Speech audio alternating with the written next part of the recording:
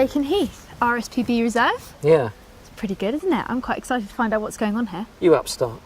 Pardon? I said you upstart. Upstart? Upstart. What are you on about? I was coming here before you even thought of, before you even conceived, before you even an egg. What are you talking about? You're speaking What do you mean? this is like your patch. It's not my. I'm saying I'm excited to find out what's going on. I want to learn about it all. What about that train then? What's significant about the trains at Lakenheath? I couldn't tell you. Oh, well, I'll tell you, shall I? Before you upstart was even an egg, I was walking along this railway line quite close to here, looking for golden oils in the 1980s. I've heard about this. With Darren Rees, our artist in residence. I remember coming up here in a crummy old Cortina, bleary-eyed, first thing in the morning, struggling out and seeing golden oils, because these poplar trees here were the habitat for that species at the time, and there was huge plantations that were planted by a matchmaking company called Bryant and May. Yeah?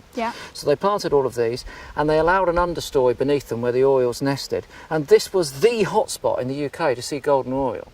So we'd come up here, stand close to the railway line, and hear, and listen out for them.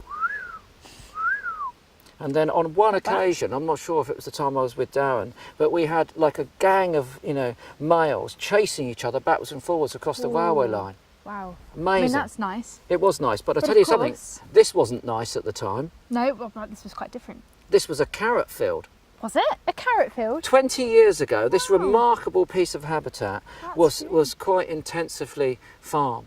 The RSPB got hold of it, and using extraordinary endeavour, energy and ability, they've transformed this in the space of just 20 years into a place with, as you know, because obviously now you're an old lag here at Lakenheath. Well, I will be soon. I'm going to come back.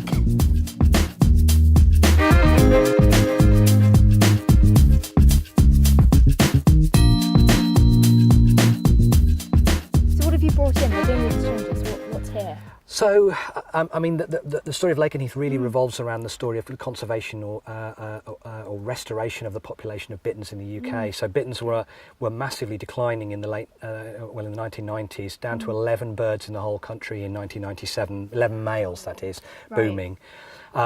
So the conservation bodies got together, we did some research to work out what the problem was. Reed beds weren't being managed enough. And so we got 2 grants from the European Union for what's called life money. So a lot of money was spent on rejuvenating existing reed beds. But there was also a realisation that a lot of the key breeding sites at the time were on the coast, the Norfolk and Suffolk coast in particular, and at significant risk from sea level rise. So the idea behind Lakenheath was to buy some land inland, away from the coast, that would future-proof that bittern population. Right. But it's not just bitterns. So cranes turned up here unannounced. We weren't expecting them. Lots of reed bed birds, so marsh harriers, bearded tits, and then even kind of common stuff. So when we bought the land, obviously it had these drainage ditches, arable ditches, with little fringes of reed along them. And there were a few pairs of reed warbler, sedge warbler and reed bunting, so common reed bed birds. 24 pairs of those 3 species. After we finished, 1,100 pairs of those 3 species.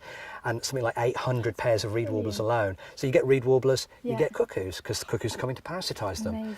So, I mean, we talk about bitterns a lot, and bitterns are the keynote species for this site, but lots and lots of other things have benefited, lots of invertebrates, etc., etc.